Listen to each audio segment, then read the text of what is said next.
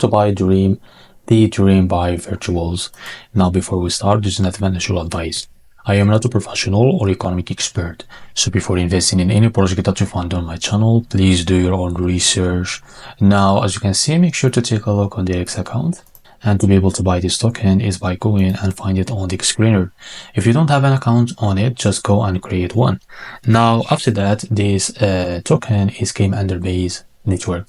Now, after that, click here to copy the token address and go and open your Bitget wallet. Now, after that, go to your wallet home. And after that, make sure to select the Base Network from here. Now, click on this plus and paste the token address as you can see. Now, after that, this is our token and click on plus to be added to your wallet. Now, just go back. After that, scroll down, and as you can see, this is our token. Just click on it. Now, after that, click on swap, and now click on switch here to be able to buy it. Now, from here, just select the token that you want to buy with, as example, USDT. Make sure you have enough USDT on your Bitget wallet. Now, here, just enter how much you want to buy. Wait a few seconds, and you will see how much you will receive of that token. So, after that, just go and click on buy to be able to buy this token. So this is how to buy the Dream token. If you found this very helpful, please like and subscribe. See you in the next video.